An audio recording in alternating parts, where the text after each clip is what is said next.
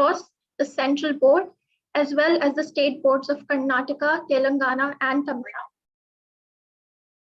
She is currently contributing to the NMSUTHM and STEM education programs in Tamil Nadu as a resource person. Shri Ranjani is also a member of the National Coalition on Education Emergency and convener of the Education Support Group, bringing together educationists across the country to share ideas and perspectives on responding to the crisis in education due to the pandemic. We are truly honored to have you here as the moderator for today's panel discussion, ma'am. Without further ado, I'd hand it over to you and begin the much awaited panel discussion. Thank you, Vaishnavi, and good afternoon, everyone. It is indeed an honor and pleasure to be a part of this. Great pleasure in inviting you all to this discussion. And thank you very much for the kind words, Vaishnavi. We have a far more distinguished panel here who amongst them bring several years of experience in school education, teacher education, as well as higher education. So I wouldn't be introducing the panelists all up front. I will introduce them as we go along.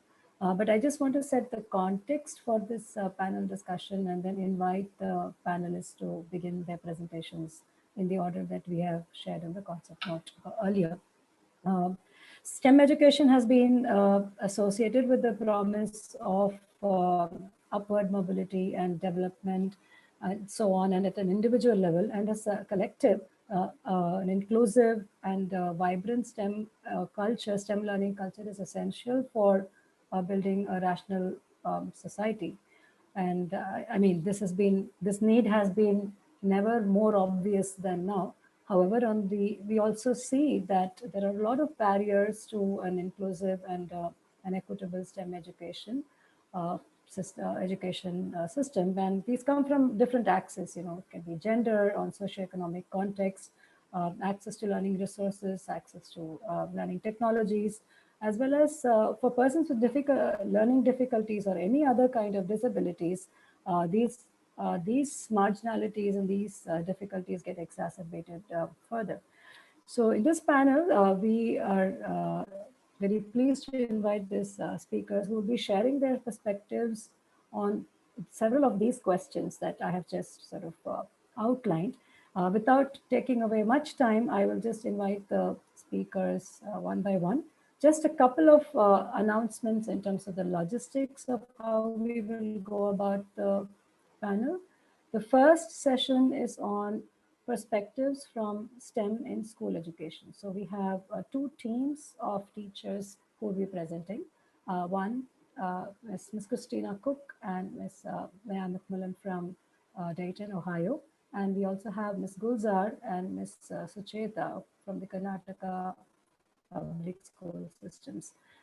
So they will be presenting for a total of 20 minutes. So each team has about 10 minutes to make their presentation talk.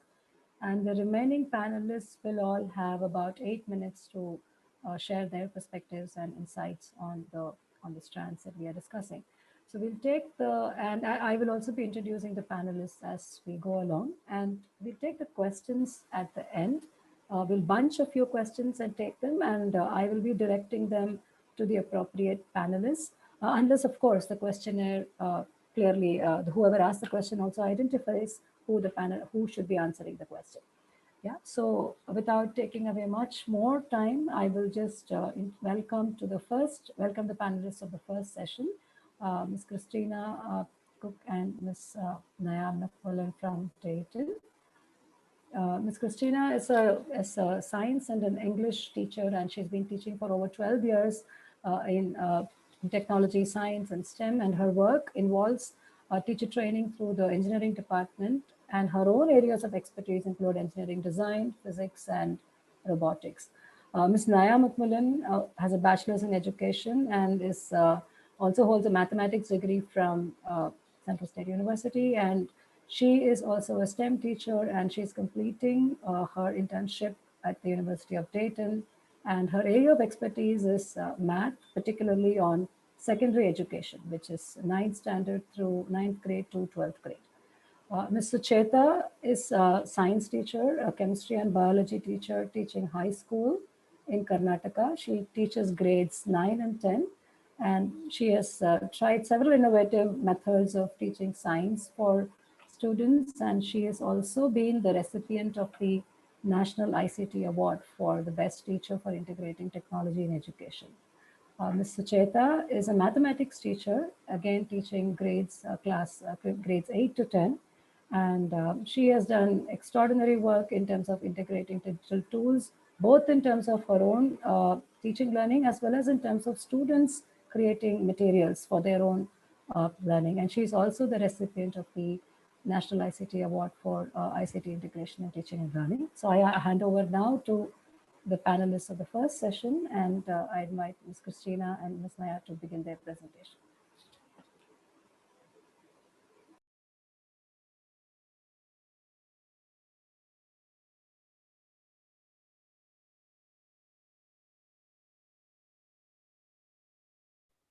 We're attempting to share our screen.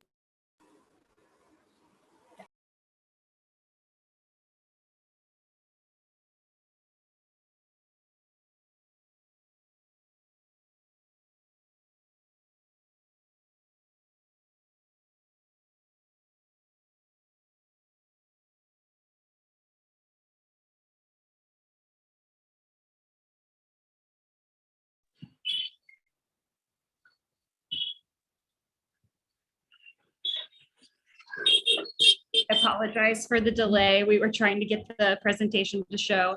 So again, my name is Christina Cook, and I teach junior high STEM at Tri-Village High School. My name is Nye McMullen. I teach high school math at Wilson Preparatory Academy.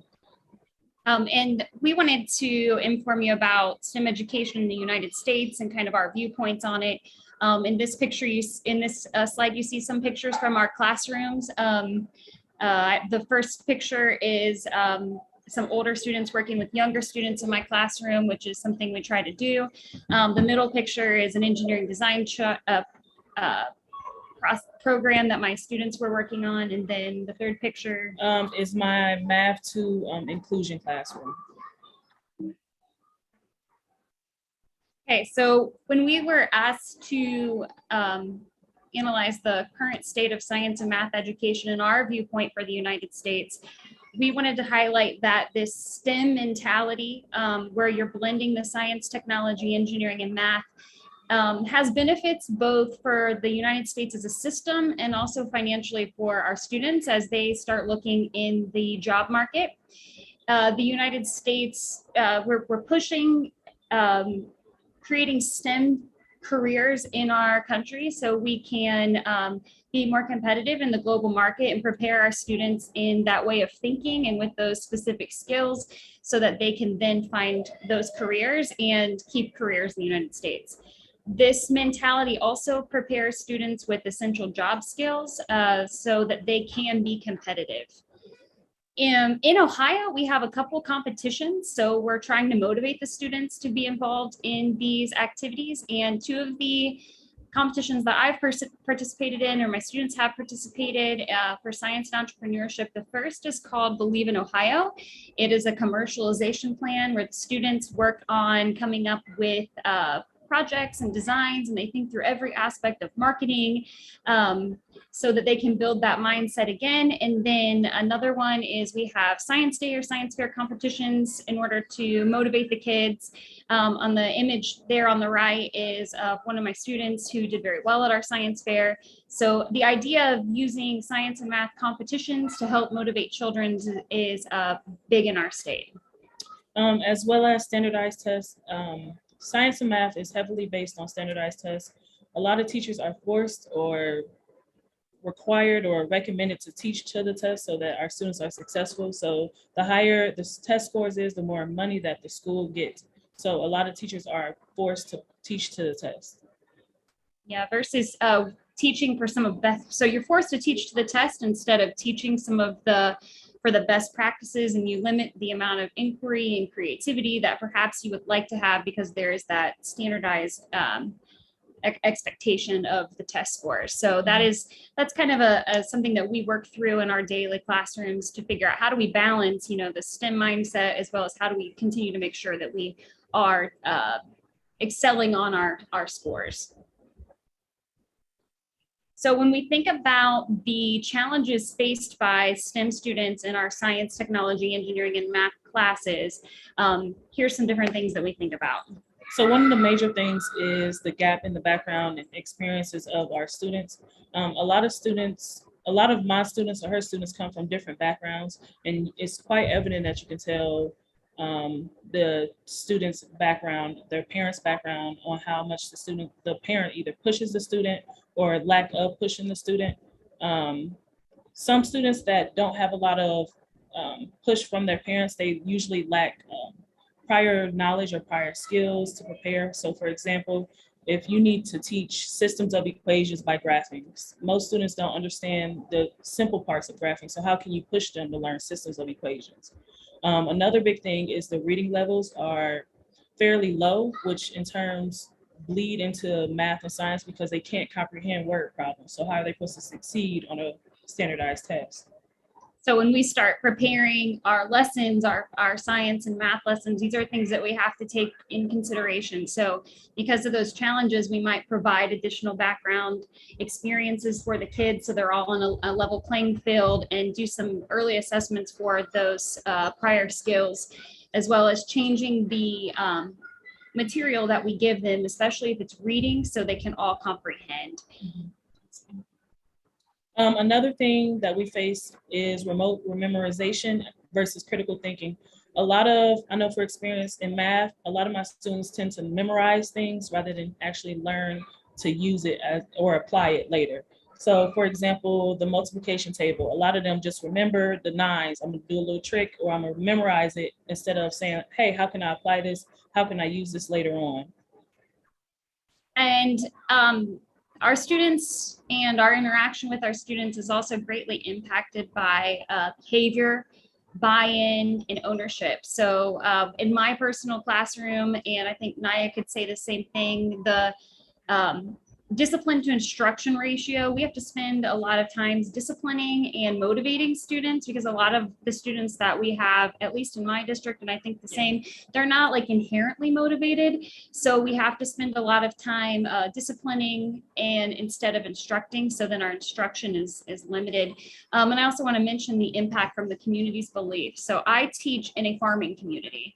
So a challenge that I face in my student space is finding buy-in to some of the technologies that I'm teaching them in my STEM class. So I have to try really, really hard to say, okay, so you're into farming, but what about automated farming? So then I can teach them the skills that might land them into the career path that they might eventually want to take. So yeah, behavior from the students buy-in, and then just overall ownership for their learning. And then, for example, in my community, it's a very sports-oriented community. So if I don't have anything with sports, they don't find any purpose in what I'm doing. If I can't connect it with sports, they're very much so, I don't want to listen, because it has nothing to do with basketball, football, or anything that they do outside of school. So here's some methods that we have found success with in our classroom. And one that I find a lot of success with is problem-based learning, very similar to project-based learning. So when this is pre-planning all on my part, that I kind of set up the problem for the students, and then they can take it wherever they want. But one of the things of problem-based learning is teaching the kids how to problem solve.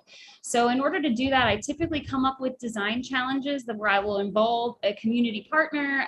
Some examples could be like using like a food bank or another class in the school, like maybe a special needs class or a kindergarten class or something like that, involving those community partners or businesses in order to create real life challenges and real life issues that our students can then solve.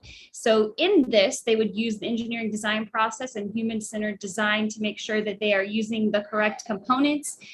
This method that we use also allows a lot of ownership, because they are owning it and it's a problem that they want to solve.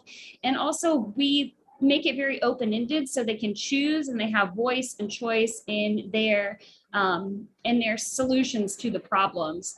So one thing that I do is I allow my students to experience real careers. So they could be the journalist that is recording the information. They could be the video editor that's going to be making some type of advertisement for whatever they're making if it's a product. But we try to tie it into real careers. So then that might elicit some thinking like, maybe that's a career that I want to have.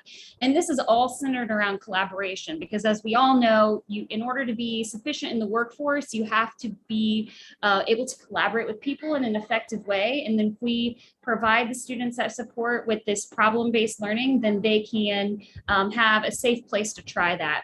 Another thing is individual subject classes mixed with STEM and engineering class. So we have, in my district, we have a science class, you have a math class, and then in the junior high, they take a STEM class where you would have the science skills, technology skills, engineering skills, and math skills that you would learn it in the individual subject class, and then you would elaborate on it and learn things like coding or robotics in the STEM class.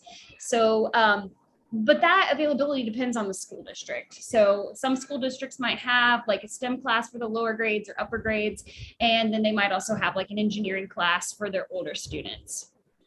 Something that I use, since I am a first-year teacher, I don't have a whole bunch like Miss Christina, but I've done flipped classroom, which basically allows students to take ownership of their learning, which basically they'll go home and they'll read a lesson or they'll watch a recording of a lesson, and then we'll come in.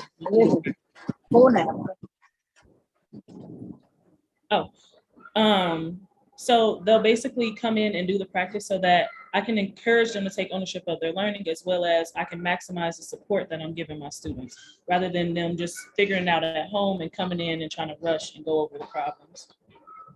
And so if we were to think about, as we talked about this, some areas for further support in the classroom that we feel like as teachers that we could use, and the teachers that we know based on our experience can use, these are some situations and areas that we think we could use some help in. So the implementation expected without training. So for example, my first year teaching, I was expected to be an expert of my craft as a first year teacher without a mentor, without the ability to go to somebody and ask. For example, I went to an English teacher to get help. So it was a lot of lacking in training or going to somebody that's an expert or like a math coach. We also see a lack of resources or a resource imbalance in some of our schools. There's a lot of schools that have resources that are prescribed and they don't use them because they don't find value. I've been to districts and they have 5 3D printers sitting in a corner that they don't use. And then you have some districts where they have no materials. So we find a lack of resources versus a prescribed or unused resources. Yeah. Sorry to interrupt, Christina, I think. Are we there? We just wrap up. I think your time's up. So okay. Sorry. Sorry to interrupt. The last two, we have the time allotted for STEM subjects is not prioritized over other subjects. And then there's a systematic imbalance in funding, at least in our state. So we can elaborate on those later if you'd like. But that was our last slide. Yeah, thank you. Then, yeah, okay, thanks so much. And I think that was indeed very insightful to listen to some of the challenges. We'll perhaps have some resonance with these points when you listen to the teachers from Karnataka Public Schools as well. So I'll invite Ms. Gulzar and Ms. Sucheta to begin their presentation. So together you have about 10 minutes, Ms. Gulzar and Ms. Sucheta. I hope that's fine. And I will be the person who will be the bad cop and keep the time. Yeah. Thank you, ma'am. Good afternoon, ma'am. Thank you. Shall I share screen, ma'am? Yeah. Yes, please. Yeah.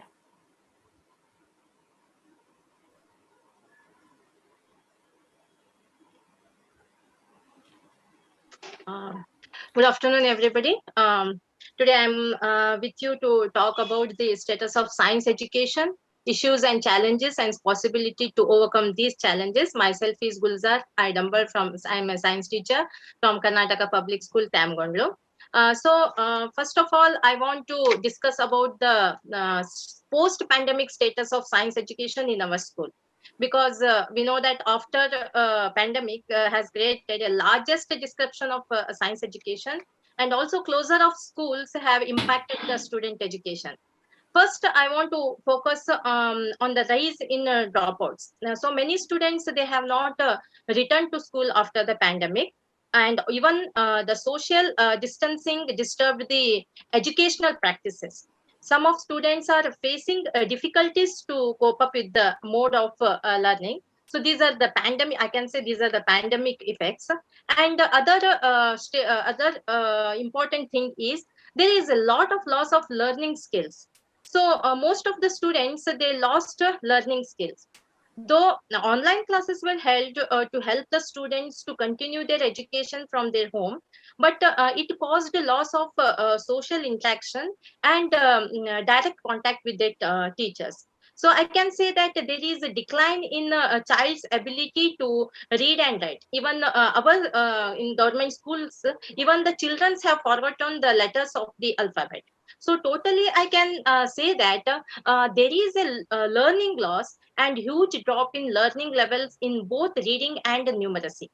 And this is all because of the pandemic, and this is the post-pandemic situation in our schools. So children have forgotten what they have learned in the earlier years. So there is need to be corrected all these things. Now I want to focus on the issues and the challenges students facing in learning this learning science. So there is a difficulty for the first of all, I want to focus on the lack of the motivation and low confidence in the learning. So student generally lacking motivation and they have low confidence in learning. That may be due to the less practical nature of science learning, or it may be due to the failure in science subjects, or maybe some of the below average students, they feel difficult in comprehending the abstract concepts of the science. So this is the first challenges which are the student facing, that is the lack of motivation and the low confidence in learning. Second one is large classes. So huge number of the students in the classes, and even the diversity of the student. So in our school, there are many students are there, 60 to 70 students are there in the class. Even the diversity of the students, some of the students are above average, below average, and average students are there. And even the lack of flexibility, minimum attention to the student may also affect the science learning and their learning performance. And because of these disruptive environment, the students, they participate less in the group discussions. So this is the I can say this is one of the challenges the children are facing. And the third one is the less laboratory opportunities. So there is difficulty for the student to learn the science subjects in absence of well equipped science lab. Student, they say that they claim that without the practical work they cannot master the science concepts. So even there are no lab periods are allotted, because that caused the lack of time to prepare for experimental work preparation. There is no time to prepare for the exam experimentation in the laboratory, because no lab period is there, no time to set up the experiment and ready for read for the new experiments. So not enough the lab facilities. No, we can say that namesake labs are there, shortage of chemicals, lab apparatus, less number of instruments, and even the out of order instruments. All these can be said as challenges for the student to learn the science. So next I want to focus on academic backwardness. This is a very important thing. Academic backwardness, it creates a kind of science phobia.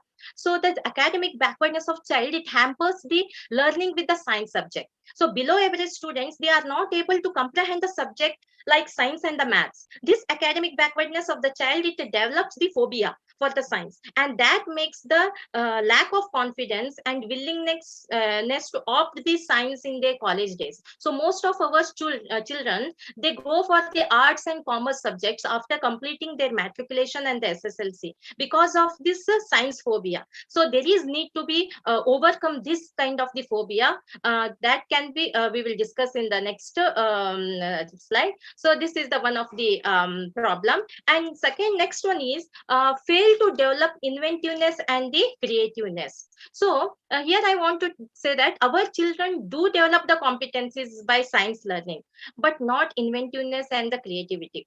We teach them science, we tell them to solve numerically, we tell them to identify, clarify, infer, but the student, they lack motivation to use these observations, to use these inference in society and to create the new things.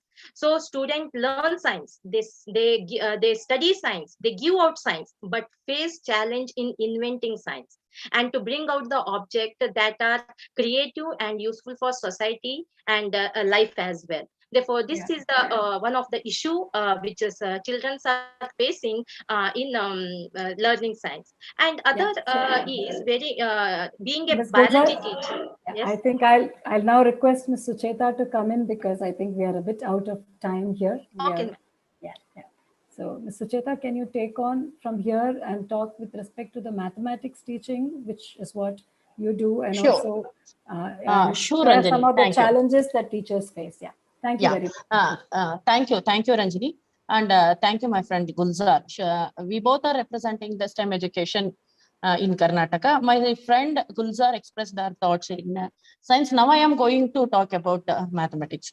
Okay, whenever we talk of the challenges faced by the mathematics teachers, we say the teaching mathematics, the methods of teaching mathematics, teachers' attitudes, student attitudes towards mathematics is the main challenges in teaching learning process of mathematics. But I am talking in 3 levels. First level is what are the challenges faced by the students in learning mathematics. Then I will talk the challenges faced by the teachers and what are all the remedies that I as myself learn to manage these challenges. So first, as you all know that whenever we talk of learning mathematics, there is math phobia. This may be by the parents or by the teachers or by the peer pressure, or there is something always, if we say about the subject mathematics, the mathophobia comes. Yes. So that is there in our students, especially in our rural students. Then there is lack of basic concepts, that is concepts are not clear.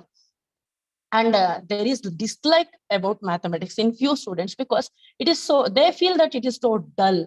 It is not so much attractive or it is so much exciteful than history or science, because they in science, whenever they go to the lab, they see the colorful chemicals or the reactions. When they talk of history or they visit the field visits, they feel excited. But that type of excitement is not there in the subject, so they feel like that. So lack of practice also one of the major challenge in mathematics, and lack of what we call the attention. Attention span is very less in the children, especially after COVID. As my friend talked, the attention span is very, very less among the students. So these are all the few major challenges that we are facing from the students' side. If I talk about the teachers' side, there are so many problems or challenges we face. That is the one of the thing is like mathophobia. So many teachers think that they have to teach the subject because the students, they don't like that subject. There is so teaching mathematics requires special skill. So they feel like that. And in our state, there is the pupil ratio, pupil and teacher ratio is not good. That is, we don't have like 40:1 teacher like that. We don't have sufficient teachers. That is one of the major problem. And one more thing is, we have to teach so many concepts that we were not taught during our schooling. Yes. So there are so many new concepts we have to introduce to our students, and we have methods for them to teach. So that is one of the major challenge that we face. And lack of certain skills like using integrating technology. All may not be trained during the while they are getting their teacher training. They may not have this facility. So now they have to get all these learnings and or the skills, and they have to start teaching. This may be one of the major challenge. And one is what is that? So all of are interested in teaching and getting good scores in the academics than the clearing the concepts. That is one of the challenges, because the pressure is like from the parents and from the department as well as by the students. Students are also nowadays are very happy for getting scores. If they get 80 out of 80 and they don't know how to find their average in their results, they are very happy. So like that it is happening. So that's what the one of the major challenge that we are facing. Then what are the methods I found to overcome few of these challenges? I couldn't find all the solution, but few I found is the one important that is for the STEM education was the STF training given by the Karnataka state.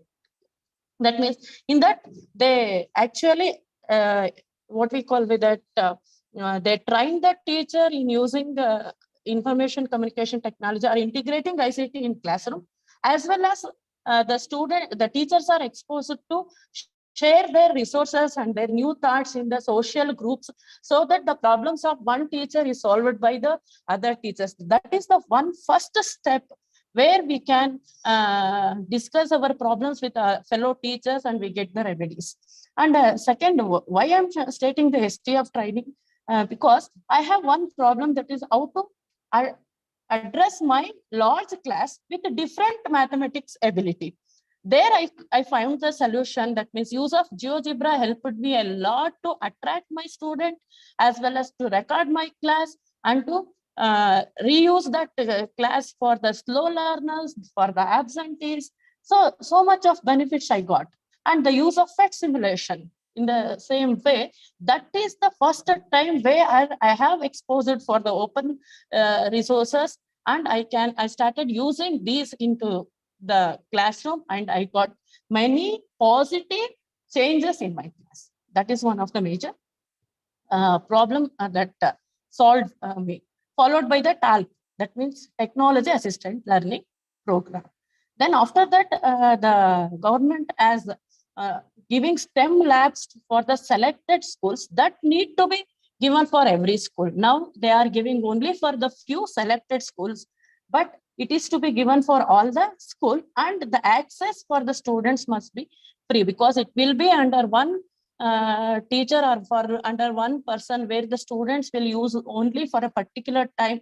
But it should be, if it is becomes that means whenever they want, they can use the STEM lab and they can play with the models, and if they have whatever the difficulty they have, they can approach freely to the science with the science teacher or mathematics teacher. I think that will solve so many issues.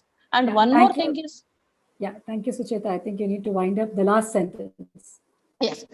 So one more thing is that means we have to teach in a ways that the mathematics is not a separate subject. We have to teach that with the integrating with the other subject. The one of the example for that is the what we did one project in Tamagondlo. So actually we collected the data there in our school surroundings. That is what we teach in data collection, and that in the data the students were collected the different trees and plants around the school, and we are asked to find out the scientific name of those plants for the students, where we have integrated that data collection with the science. Like that, we need to integrate the subject with the other, and we have to make interesting, exciting, and with what we call that, with covering all the learning gaps and giving more stress or more importance to the concept learning, we can definitely create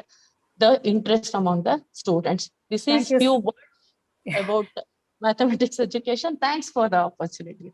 Thanks, Sucheta. I think that's a lovely positive note at which to end that presentation. So, and I think it's really particularly insightful to see how common the challenges are, in terms of lack of motivation, lack of confidence, lack of requisite skills, and students, the teacher having to make the student learn. And I think we kind of, both Christina and Ms. Naya, as well as Ms. Sucheta and Gulzar, I think the challenges faced are pretty common, and even in terms of the resources. And I also see some commonalities in terms of the solutions that have been suggested, both in terms of project-based approaches and the integration of technology, as well as in terms of increasing access and resources. I mean, I think both sets of teachers alluded to this, and I'm sure, I mean, we could just have a panel just of the four of you, but I think in the interest of time and in the interest of getting more insights, I'm going to have to stop you. And we'll now slightly shift gears and talk about what does this all mean in terms of getting the teacher ready for the STEM classroom, for actually teaching science. But here we are going to extend the boundary a little bit and really talk about the imperatives of teacher preparation from the perspective of children with special needs as well. So to talk about this, I'll invite Professor Victoria Naomi. She's a professor and head of the special education department in Avinashi Lingam University, Coimbatore. She's done extensive work in the area of children with visual impairments. And in fact, yesterday she was just talking to me at length about how we should really think of transforming learning experiences for students. And in fact, in collaboration with the Tata Institute of Social Sciences, she has set up a resource center for inclusive education in several schools, as well as a virtual center for inclusive education. So welcome, Professor Victoria, and over to you.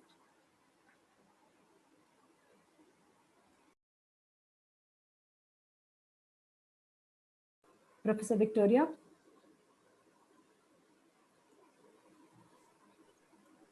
Please unmute your speaker, ma'am. Yeah. Victoria, ma'am, you're on. Can you hear?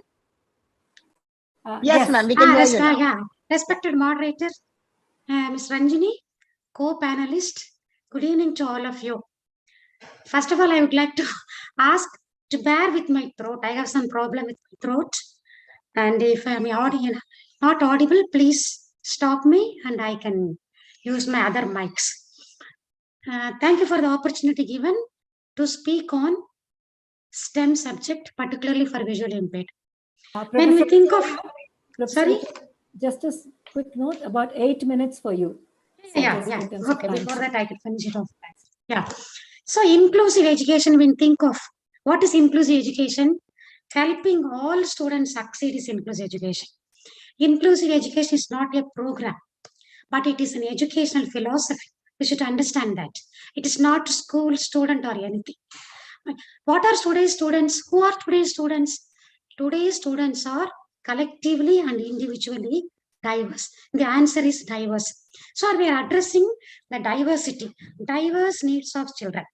So in 2000, Education for All emphasized that science education is accessible to all. Is it accessible to all? Not at all. Very few are doing science. Even the many leading data collectors are saying many of the students are not able to learn, 50% of the students are not able to learn science and mathematics. Why? What are the reasons for that? Why visually impaired children are not able to learn in science class? The number one reason is the special education teachers may have little training in science teaching. Similarly, the general education teachers also lack skills and creativity and ideas for adapting curriculum for students with visual impairment. For example, a small talking thermometer can be useful for the entire classroom. Teachers are not using it.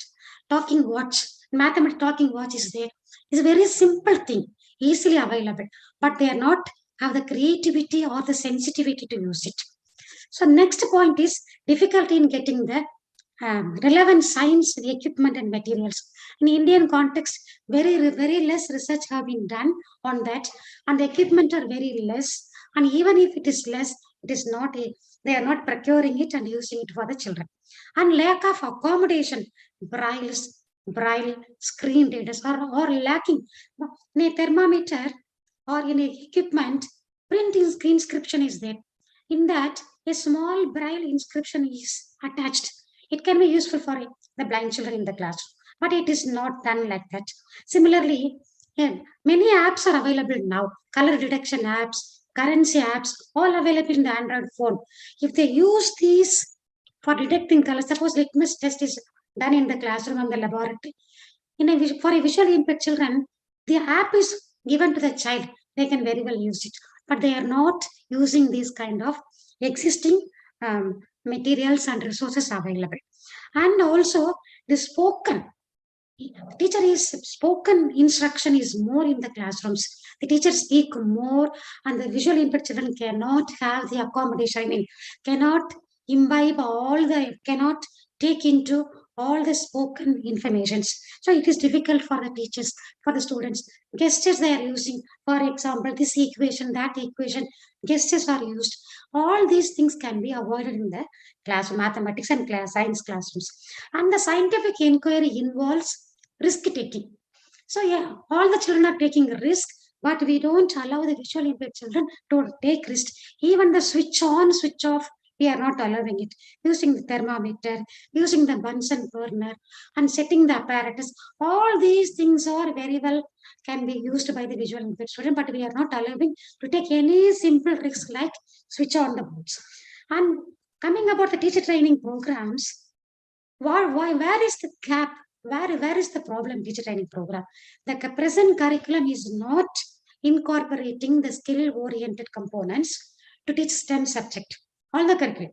And the curriculum needs to be incorporated, updated with recent technologies to teach STEM subjects. So the teacher trainees are not equipped to handle children with visual impairment in the inclusive classrooms. And how do we enhance or improve the STEM subject for the visually impaired students in the inclusive classrooms? So visually impaired students can participate in science and math curriculum on the use of high or low tech equipment. There are many high-tech equipment, many low-tech equipment like rulers, braillers, embossed rulers, braille rulers, and so many things, geometrical devices. These can be used very well in the classrooms to make them at least to do so many activities. And the visually impaired teachers, the teachers for the visually impaired, the special teachers should act as a collaborating the general classroom teachers and the science teachers, and what are the equipment which needs modification, and how do we modify in this equipment, modification requirement what, and what curriculum to be changed, when to introduce this curriculum. All these things should be taken into consideration before the child goes to the regular classroom. So the teachers to the visually impaired, the resource teacher or the special teacher or the visiting special teacher should play a collaborator role. And the second one is all the math and the science curriculum depends on visual instruction, mainly visual instructions. To compensate the visual instruction, the visually impaired children needs compensatory skills. They include concept development, spatial awareness, where I am, where my item is, where my belongings, where the teacher, what is the distance between my teacher and me. These spatial awareness should be given to the children. Keyboard skilling is important in today's context. Listening skills is also important. In those days, we all develop listening skills, spatial skills. Now it is not in vogue at all. They are going so many technology, losing the basic fundamental skills and organizational skills and use of simple mathematical devices like talking calculator, abacus, and tactile discrimination skills and vision enhancement skills. Those who are having low vision, these kind of things are very essential to that. And the attitude, and then I take 2 minutes. Attitudinal changes. That is the greatest barrier. Attitude is the greatest barrier. The teachers think the visually impaired children have lesser cognitive abilities. They have cognitive abilities equivalent to their peers. The teacher should realize that unless they have additional disabilities, they have the equal cognitive abilities on par with the other peers. But the reality is lack of expertise of the teacher's skill and lack of resources. Because of that only, we are not bridging the gap. And the recent teaching mode is universal design for learning. That is important. Multiple means of representation. Suppose you are teaching ascending concept. How do we teach? We can give you a diagram, you can give you a three-dimensional diagram items, and also you can use the step staircases for teaching the ascending concept of ascending. So multiple means of representation, multiple means of engagement, children, and multiple means of evaluation. For example, a question is, draw the diagram of human eye and name the parts. This is a question is given to the children, third or fourth grade children. The question can be altered as, describe each part of the outer eye of the human eye. That question, same, similar. We are going to test the concept level, understanding level only. So this can be modified in a simpler way for the visually impaired children. He can also engage. This all depends on the sensitivity and the creativity of the teachers. And our Avinash University has or into many research into STEM subject. And we have recently done 3 researches. One is talking science lab device. This can be, with this device, they can perform many experiments like temperature, melting point of wax, color detection, acid-based light detection, current measurement, volt measurement, weight measure. Simple device. It's a 50,000 rupees we have developed a device, proof of concept, and also we have prototype we have developed. This can be very well used in the classroom, universal design. And computer assisted Cartesian plane we have developed. This can be used very well for a visually impaired children, normal children in the inclusive set. And another one is number line systems we have developed, integers, positive integers, number line number concept, and positive, negative, and all the addition, subtraction, all these things. These are all we have developed. It is in the process, and we are planning to make it a product. These kind of things when we are into the STEM subject. Oh, thank you. This about, yeah, this about my brief things. Oh, thank you, Ranjini. I was on time, I think. I mean, that's on that wonderful note. I think we can move on to the next panelist. I think it's great to hear the way technology is actually being interpreted by the Avinash University. And I hope we will have an opportunity to actually interact with the technologies that you just mentioned. Yeah. I can't wait to go into the science lab with that experiment. Thank you. Now, and I think now it's my great pleasure to invite Professor Indira, and we'll also be looking at another axis of marginality and exclusion in science education, namely that of gender. And this is more a structural problem, and it also has implications for the way we look at the body of knowledge called science itself. Professor Indira is a professor from Azim Premji University. She retired recently, and she is a founder and mentor of Purna Learning Center in Bangalore, which focuses on holistic learning and for children. It's a school that doesn't call itself an inclusive school, I suppose, but I think inclusion runs at the core of the philosophy of the school. And Professor Indira has extensive experience in science education and has been a science teacher educator.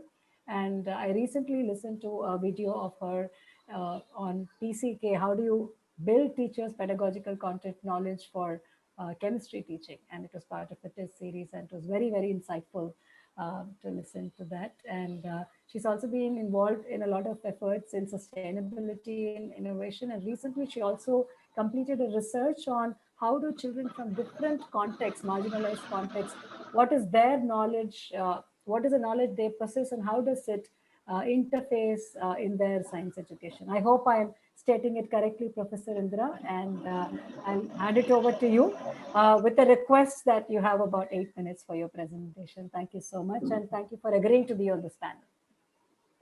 Thank you, Rajni. STEM and STEM education is something which I've been involved in practically throughout my career, right from the time I myself passed out of college. I will try and keep it brief and put across the main points which I think is important. I'm sorry I do not have a presentation. So as I think the first 2 speakers in this panel said, that participation in STEM activities is important because it is connected to both the power structures in society, as well as it has a great potential to influence the kind of developments, the way society itself is shaped. That's briefly, I will stop there and then move on to the question of gender. I think throughout the world, but very specifically in India itself, the participation of girls in higher education in STEM and later in the STEM workforce is much less, nowhere near the 50% that we would ideally like to see. And so that is a cause of concern. And I will just look at some of the ways in which this unequal participation of women in STEM happens. So this begins actually quite early. It begins from the early patterns of socialization. Girls are more likely to be involved in domestic work, and this is reflected in their play also, right? And they're also more likely to, even if they explore, they are exploring different areas compared to boys. Now, I will not have time here to go into the question of why is it that, exploring a recipe is less scientific or considered less scientific than, say, fiddling around with electronics and so on and so forth. But that's not a question I believe we will have time to look into. Girls are also more likely to conform to the good student image. I mean, girls are taught to be model students, they're obedient, they don't speak out. And that, in a way, I think Naomi, Professor Naomi mentioned this idea about risk-taking. So, because girls are trying to, conform to this good student image, they are much less likely to explore, to question things, and to challenge social norms and take risks.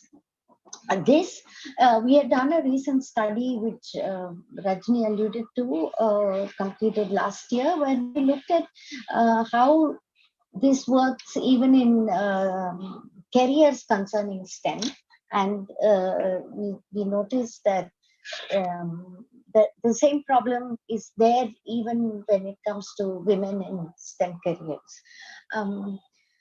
Surprisingly, the beliefs about girls or women's abilities in STEM varies across cultures. I come across research which says in the West, particularly in the English-speaking countries, there is a general idea that women are not as good in engineering and mathematics and science, whereas, and I'm not talking obviously of those who are already, informed about it. Whereas in India, and this particularly interesting set of studies done by Professor Carol Upadhyay, point out that in India, there is no such belief. All of us are reasonably convinced that the ability-wise, there is no difference between girls and boys. However, girls are kind of constrained by the kind of expectations that society puts on them, and the roles that they are required to perform, and the kind of choices that parents make on behalf of the girls, and constrain them. And this is also clear from many studies, and this leads to what is called as a leaky pipeline effect. So girls may be doing very well, but they either do not get the opportunity to pursue higher studies. And I think the teacher from Karnataka spoke of increased dropouts. I would be interested to know if there is a greater percentage of dropouts among girls, because just talking in my own community, I found out that parents, once there is no school, the first thing parents want to do is get the girl married off. And so I suspect that the percentage of dropout of girls is much higher. I don't have the data to look at this. So this is what is called as a leaky pipeline effect. And as one goes up the career ladder, that is, even if they manage to finish their graduation, manage to, complete engineering, slowly, more and more girls are taking up engineering. Then as they move into the career space, their dropouts increase. So as you go up, as you go to higher positions, senior positions, you see less and less women in positions of responsibility. And there are many sort of factors. One I had already talked to you at, right, starting from the school level, the kind of socialization, but workplaces are also biased, right? And it has been studied and experienced by women right from hiring, right? There are certain jobs where they don't even think that a woman would be suitable. I think now people are more conscious, so they don't directly say women need not apply, but it is implied in so many ways, right from the time of interview and these kind of things. Then there are what are called as mildly or not so mild misogynistic attitudes in the workplace, and then women getting left out of discussions, business discussions, because these take place after office hours, and women are constrained to go back home because the responsibility of childcare and domestic responsibilities are unfairly taken up by women. That's the norm. So it's not surprising that women facing this kind of double or sometimes even triple burdens decide to just give up their careers. And in fact, this has been a huge concern for the government of India. And I think about 10 years ago, the Department of Science and Technology had commissioned this study to understand why so many very well qualified women are not staying in careers. And that's a report which points to precisely the kind of things that I've been talking about. It's available, and one of the persons who's an author, who's part of the main key investigator in the project, is herself a particle physicist of great renown, one of India's few women particle physicists, called Rohini Gorgole.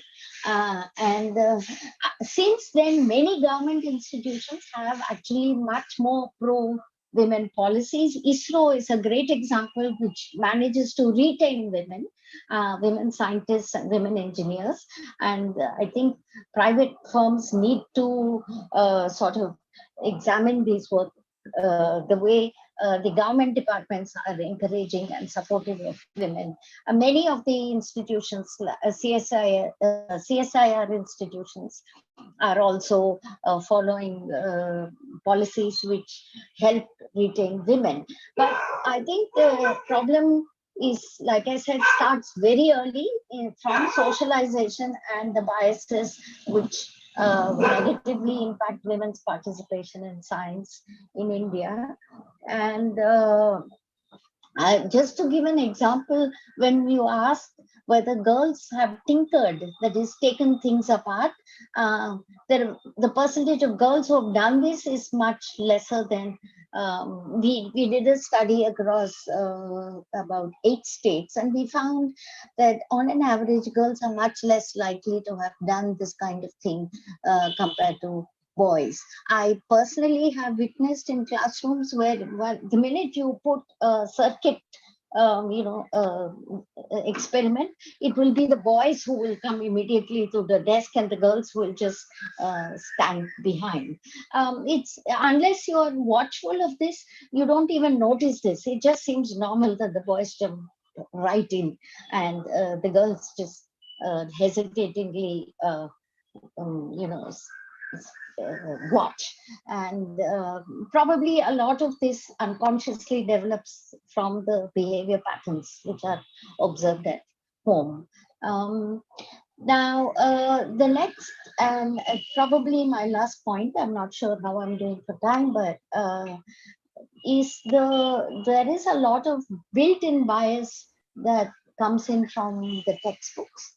Yeah, I'm Professor Indra, surprised. just Yes. your last comment. You're about a minute left for you. Perfect. Yeah. Perfect. Yeah. So the textbooks are also many of our textbooks, perhaps not so much the NCERT textbooks, but certainly the Karnataka state textbooks. All the boxes are about 18th and 19th century Western scientists, whether it's Newton or Galileo or so on. We don't even talk about a huge number of women scientists from our own country. There's no mention, there's no knowledge of them. And so this bias is carried on. My friends at the Homi Bhabha Center for Science Education did a study, and when you ask children to draw the portrait of a scientist, no guesses. Scientist is invariably drawn as a male. So these biases come in from our curriculum as well. Teachers also carry biases. Surprisingly, teachers carry biases like girls should do biology and boys are better at physics. This is not universal, but there is a clear, bias like this among many teachers, and it is statistically significant. I'm just ending, Ranjini. Yeah. So the last point is that with the ICT technologies, there's a lot of opportunities for women to participate in what is called as a gig economy. However, I think girls have to fight very hard to, take a space which puts them in position of power and decision making, and they have to work against society very often. So I'll conclude with that, but I'm not without hope. Yeah, thank you. And with that, that you have provided the perfect pitch for me to invite two young women who are actually taking science education to children who are quite at the fringes and who are quite marginalized. And it is my great pleasure to invite our two youngest participants. And I'm really sorry to call out the age as a qualification, but it is just giving us a lot of pleasure to invite students who are just finishing their STEM education, but stepping up to support STEM education of other students as well.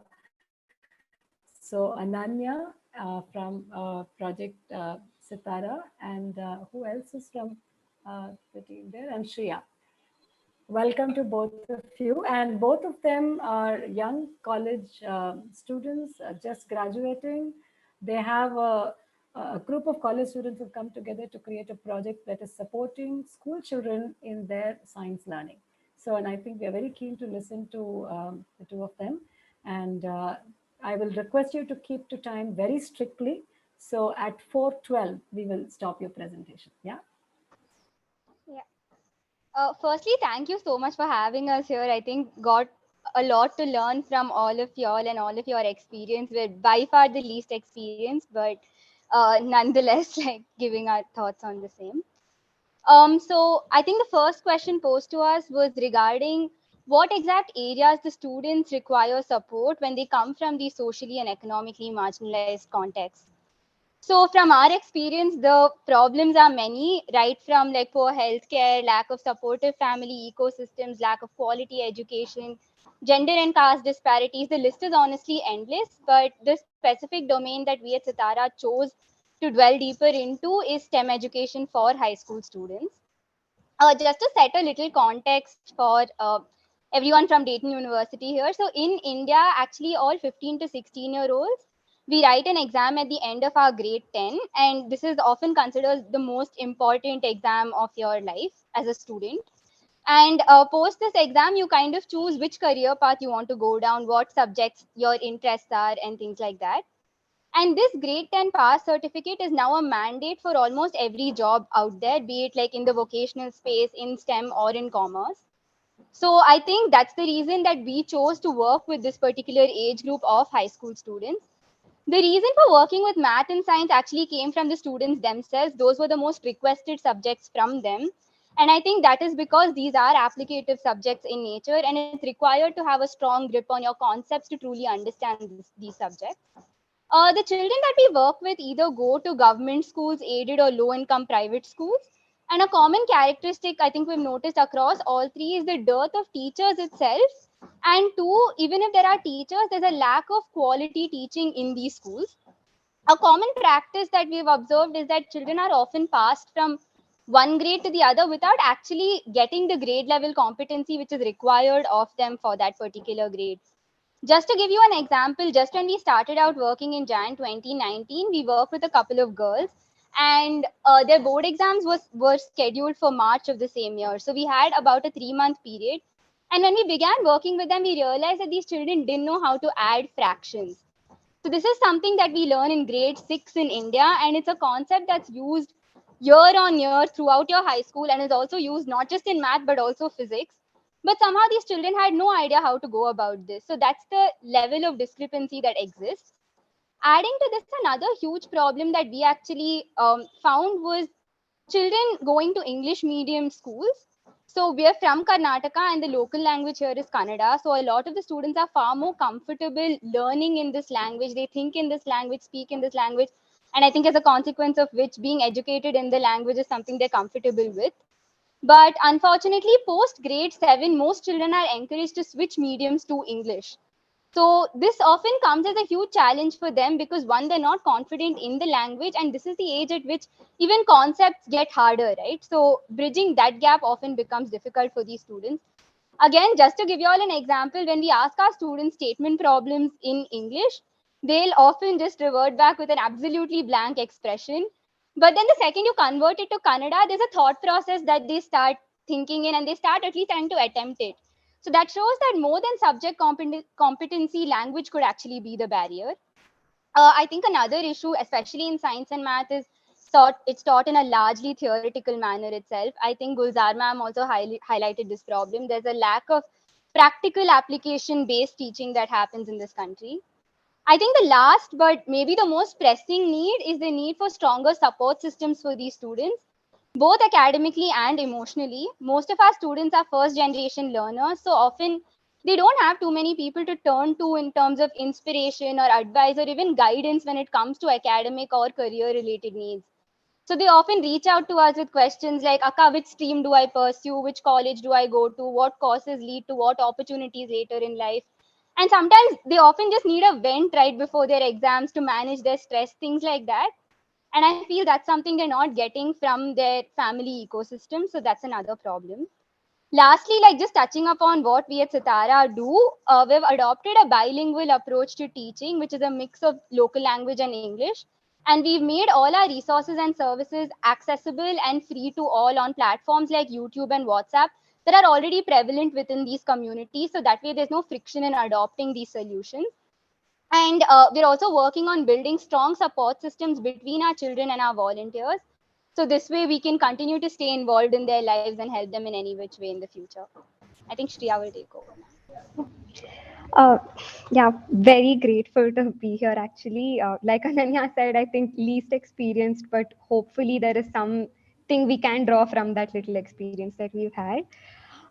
So just drawing from what Ananya mentioned about the support system, I think the other piece that I'd like to touch upon is the age relatability aspect that we discovered sometime in our first year in Sitara.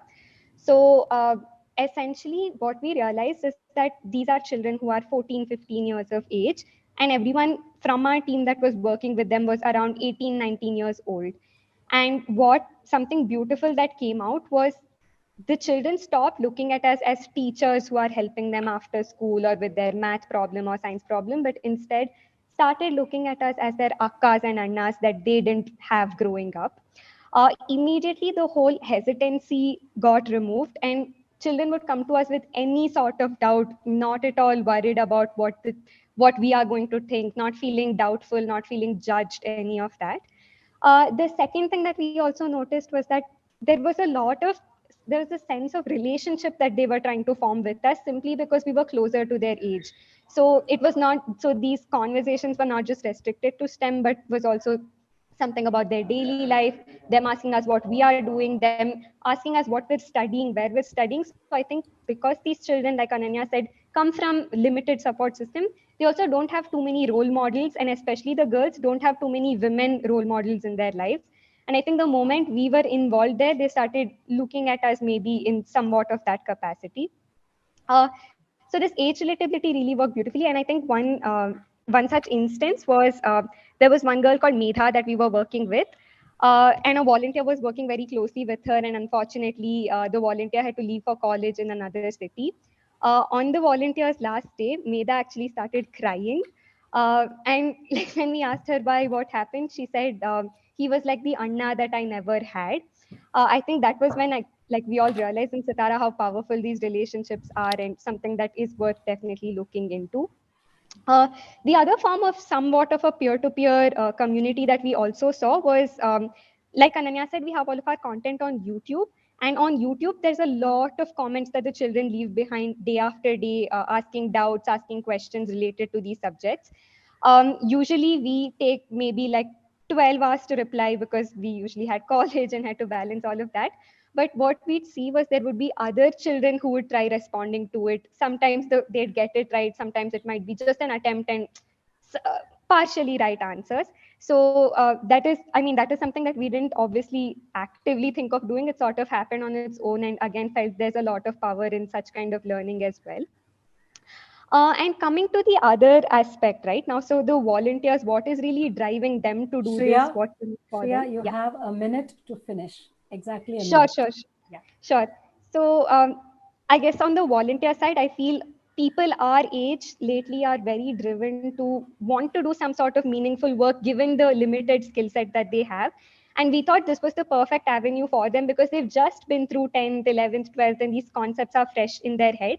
And for them, one, it's helping them grow and develop into into like more holistic human beings, and also somewhat gives them a sense of purpose in the work that they're doing. Yeah. Wonderful. Thank you, Shreya. And I'm sorry I had to cut you short on No that. problem. And thank you all the panelists for for the just brilliant, insightful presentations. And I just so did not like having to be the bad cop and asking you to stop, but I had no choice. I will just take a couple of minutes to kind of sum up a few key things that came up, and also add a couple of things that I wanted to say, and then open it up to questions. Perhaps with all your permission, the permission of all people involved, we'll perhaps extend it by 5 minutes or so for accommodating questions if there are any from the audience.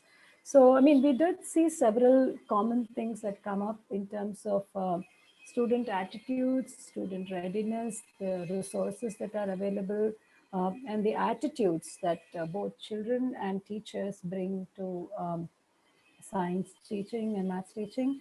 We also talked about we also heard panelists talk about the teacher preparation, both in terms of teacher capabilities, and Mr. Cheta spoke about this very well, having to teach things that we did not have to study when we were in school. And I think that's very important, right? And we are not, science is a growing thing, knowledge is growing. So how do we respond to what's happening right now? And also the more subtler, but perhaps more impactful attitudes that both Professor Indira and Professor Victoria alluded to, in terms of who can do science, who can do math, and who is capable. I mean, all these beliefs that teachers carry, and all of these actually do impinge on the way we design learning environments. And Professor Indra said it very beautifully. It doesn't perhaps even have it happen in a conscious way. We don't even really think of these as really happening unless we know to look for it. We don't see it, actually. It might be happening in front of us, but we don't see it. And I think also one important thing that did come up was the way we will sort of involve children in the doing of science and mathematics, which is through projects, either in terms of direct projects which they build and they make and unmake, or in terms of with the community, or in terms of using digital technologies, etc. We had several examples being talked about, and directly from the community, as well as building things, as well as using digital tools to teach, etc. But I think for me, the most heartwarming piece of this was the way the community of learning was talked about, both at a teacher level and at a student level by the panel, both in both Mr. Cheta referred to it for the teachers, but it was very, very heartwarming to even talk about the community of learning that Shreya just talked about how students helped one another. And I think a lot of these, there are several strands of work and ideas that have emerged from all of these. Perhaps each of these is actually a lifetime work by itself. The one thing that I do want to add to the mix here before I pause and I invite questions is I think there are two key things that science education and maths education must need to bring into the forefront, which is that the doing of science and maths and the that power of doing, returning to the class, returning to the child, and how the doing by hand has to be at the center piece of STEM education. And I say this because problematizing technology is very essential in today's context. And we hear a lot of talk very glibly about the use of ICT tools for learning and so on and so forth. But how good is it if a digital tool is built in a way which sort of emphasizes or reinforces the same style of teaching science and mathematics? It's really no good. So we really need to be looking at problematizing what kind of technology is actually brought into the teaching of science and mathematics. And I would even pose that question at a more basic level, even an understanding of what is technology. And technology is to be something that is to be owned by the teachers, the students, the people who are working need to be part of the technology design. And this is an attitude to technology that I think STEM education must build and must make it a priority to build, because I see that as perhaps a very important aspect of determining how equitable science education and mathematics education will be going forward. And I think in the interest of time, I'll just stop here and I will throw it open for questions from audience here. And I don't know if there are people who have been commenting on YouTube, and if there are any questions from the participants on this in this meeting room here, please feel free to unmute and ask your questions, or you can type in the chat.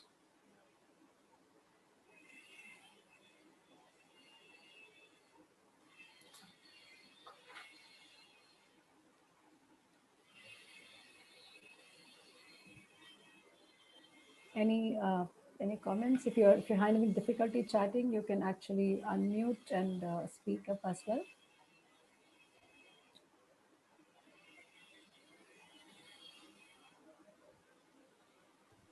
Is it okay if I ask a question? Yes, please. Yeah, it was actually to Naomi, ma'am. Like, you spoke a lot about. Sorry, am I audible? Yes, Shreya, go ahead. Yeah.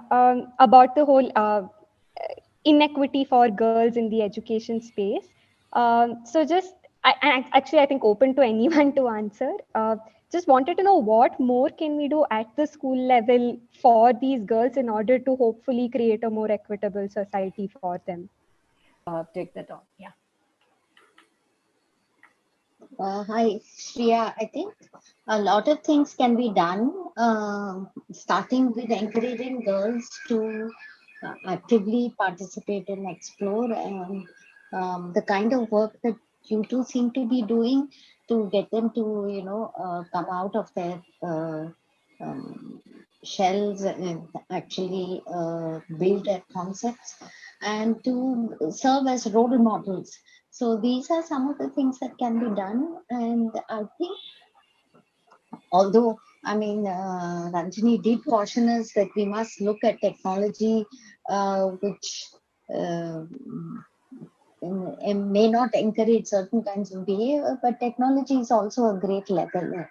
So they can form active groups where they exchange ideas and thoughts and even information about the kind of careers that they can do. So I think having role models is a great thing. The other is to bring parents into the conversation, because somehow the notion still is there that, having a girl out there is a kind of risky business. So we need to sort of bring in parents into the conversation and develop various kinds of awareness. Having said that, I think it is also we need to look at the real risks that women do face, both online and directly, and how do we, how are these risks to be managed? How do we kind of collectively develop ways? So yeah, I'd love to engage with both of you. I just wrote to, messaged Ranjini saying give me your contacts. So yes, yeah, I certainly will introduce the two of you, Professor Indra. I think I'm sure much more great things can come from that interaction. So any other questions from anyone on to the panelists? Vaishnavi, are there any comments that are on the YouTube? You can share it as well. There are no comments on YouTube. So okay. Yeah. So I had a question here for Ms. Christina and Ms. Naya. You heard a lot of perspectives here, which from the teachers in the Karnataka schools in terms of the academic readiness and the loss of learning that COVID has brought on. I was wondering if you had experienced something similar or comparable in your context as well, and are the children grade ready, or what has been your experience? So for me, I see a lot of lack of motivation as well as a lot of lack of prior knowledge, like what I said earlier. So I do see it. I know I'm only comparing it from my first year and what I hear from teachers. Christina may have more insight because she's been teaching longer than me, but I've definitely seen it, comparing it to like scores that I've seen prior to what they were. So for example, I teach 8th grade. And so the 8th graders, the content would have been that they lost towards the end of 6th grade year. So I've seen like a lot of thought processes like, oh, how do they not know this concept? And then I realized, oh yeah, they learned that in 6th grade. So my district we still met with the students live on Google Meet during the pandemic. So there are some students that were fully engaged, and those students don't have the gaps, but I bet I had 50% participation. So the other 50% of the students do have a large gap. So we just try to, if we know that they had gaps from 2 years ago, we try to also teach that concept. But we do see it. And we also see a huge decrease in motivation because the kids had to entertain themselves. So now they also want us to entertain them. As well as lack of confidence. A lot of kids in math, they're like, I don't know this. I don't remember this. I don't know even the basis of what I'm doing. I don't even know how to add a fraction, like the girls were saying earlier. And that's my 9th graders. So they lost a lot of confidence during the COVID years as well. Yeah, I think that's perhaps a universal finding. And I want to also, I have another question. If there are no other questions, I think I have a couple of questions for the panelists that I would like to take this time on. And this question is for Ms. Gulzar.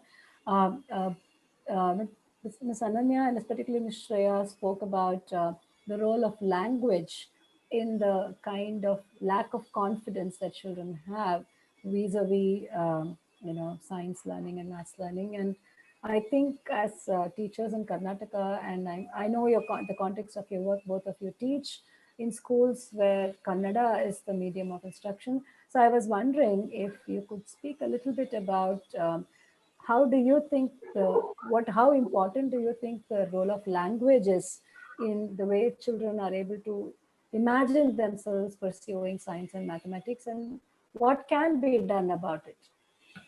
Yes, ma'am. I actually wanted to talk about that in my next slide. Because of the time, I couldn't talk about that. So language barrier is one of the major issue I can say in our school, because most of our students, they were from the rural area and below at and or below poverty level, and they are from the Kannada medium. They learn primary in the Kannada medium, and when they come to the high school, that they go for the English medium. When we teach the science concepts in English or the science terminology, they can't easily comprehend those concepts. So it is for teacher, it is difficult for to make them to understand. So we use both the language. First we teach them in a Kannada, and then along with that we go for the scientific terms and the scientific terminology, and develop their vocabulary, so they can understand the scientific terms. And even I used to for example, if a word I divide the term, for example, decomposition, D means what, composition means what. So simple if we teach them the meaning of the simple words, then they can get the vocabulary, scientific vocabulary and the scientific terminologies. And as a teacher, I think that we should not depend upon the bookish language. Let them answer in their own ways. Let them use the simple sentences to read and learn, so that we can overcome this language barrier. So that is my opinion about this language barrier, ma'am. Thank you. I hope I answered the question. I think you more than answered the question, and you actually also raised some very important point, the last comment that you made about children's conversation. And I think I'll just take off from there and add a couple of comments and then wind down this discussion. And I just want to give one example, two examples here, and of two conversations that I came across.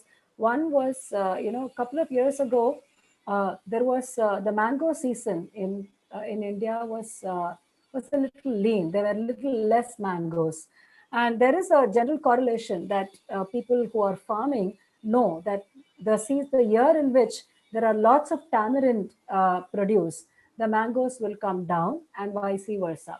So now, therefore, this happened from a child who was coming back from school and reported this to the grandmother. And the grandmother was very surprised. She said, "How do you know this? I mean, who told you that this happens? We all know this. We have seen it. But who told you this?" So the grandmother is completely shocked that the school is actually teaching something that she already knew as science. Point number one.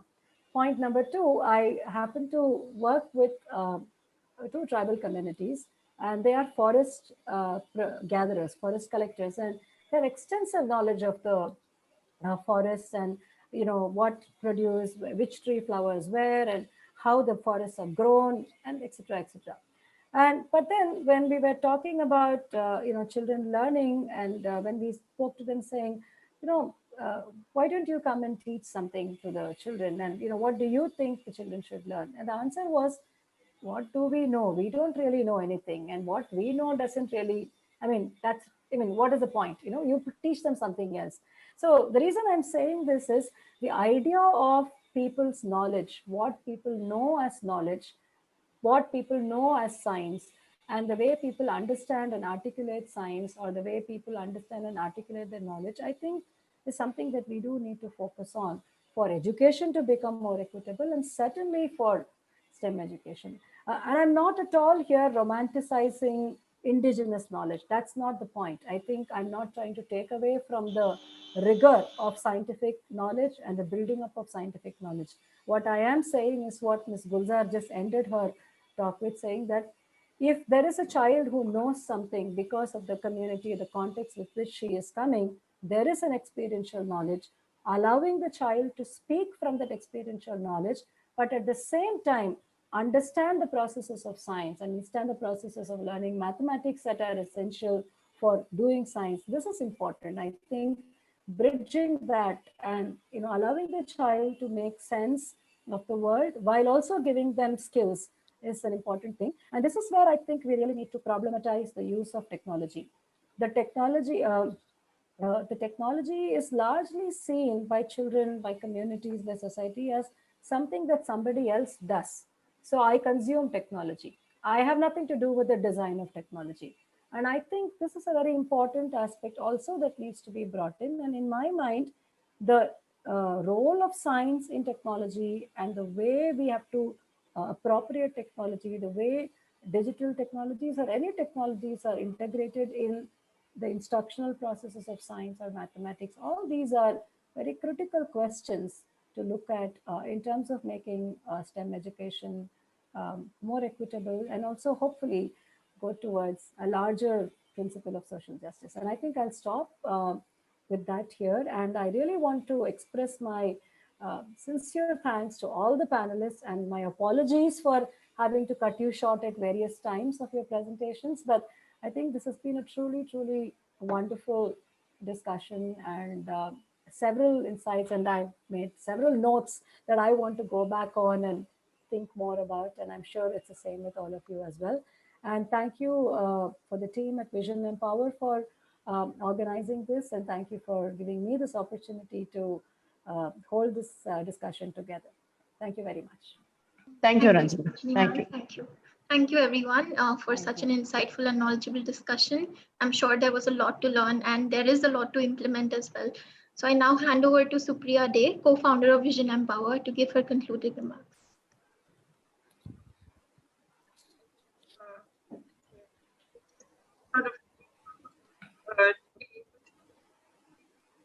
Panelists, from such diverse,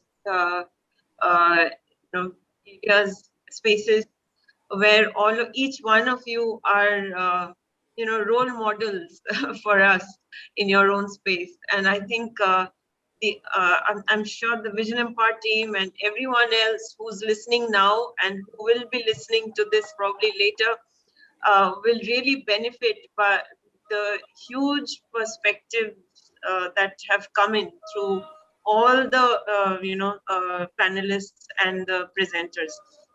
I think I would like to thank, first of all, those members of this audience who have joined, irrespective of what time is it in their time zone. Thank you, Professor Kelly. Thank you to the, all of those who have joined from the other hemisphere. Thank you so much. I hope, I'm sure, not I hope, I'm sure you have found this entire discussion very interesting and worthwhile. So let me just start from the end, and who are, it's like the icing on the cake. It's, Shriya and Ananya who have, who are very kind to give us their time, and they are a very passionate group. They are our partners. They work with us very closely. I thank both of you for your contributions, not only to today's discussion, but also for what you do for us. Thank you so much. Some of the things that we learned from you about how the having sense of purpose in this new generation, it really gives us so much of joy to know that this generation is thinking of these things already. Thank you so much, Professor Indira. I think it's just a dream that you were able to address us today, and there was a huge amount of learning, of course, as usual, from all your talks.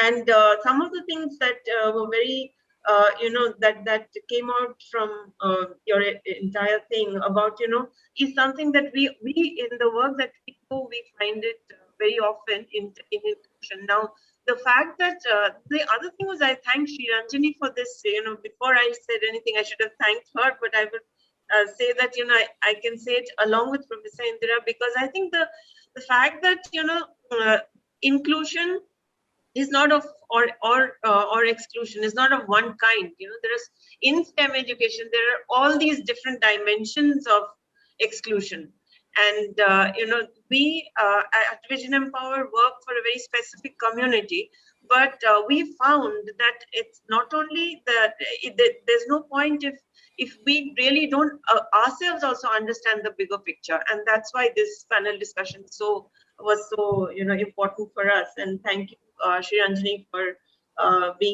inviting Professor Indira to this panel. Gave us a huge learning. Thank you to Ms. Pita and Ms. Gulzar. I think it was wonderful to have you here and learn from you the fact about fear. I mean, we all hear and we've read Rabindranath Tagore, and we we want to live in a world which is fearless, right? We want to lift our heads high and live in a world where there are no domestic walls, and lead us, our Father, into that heaven of freedom where there's no fear, right? And here we are talking of science education in a century where we are we're talking of space travel as a, as an excursion, right? And here we have on the other end of the spectrum, we have a fear for even having, experimenting with something in the school, right? So this is the wide spectrum that we're talking about, and the fact that we should be aware of these things is something that came out from both your speeches, and it was wonderful.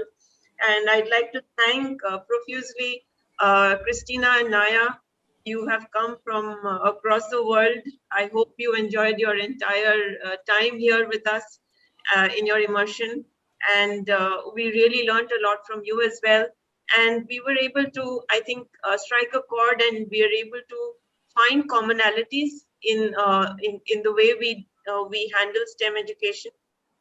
And of course, we will certainly be in touch, and I'm sure this panel discussion will lead us to many more such discussions. Now, I'd like to thank Professor Victoria Naomi specially today, because I think Professor Victoria's what Professor Victoria said in today's panel discussion is very close to our hearts, because Vision Empire is dealing with those problems day in, day out. And I think it was very important for us to be connected with her. Thank you, Sri Ranjani, for connecting us with Professor Victoria. And I think we would really love to see how we can work on those technologies which you have created, ma'am, and also how we can work together on our, the pilot projects that we're going to hopefully do together going forward. So thank you so much. Thank you, everybody. And thank you, Vaishnavi, for your interest, for your passion in putting it together. Thank you, the Vision Empire team. And of course, my dear friend, Sylvia. Thank you so much. Yeah. Thank you all for this panel discussion. Maybe we can close now. Yeah, sure. Thank you all. Yeah.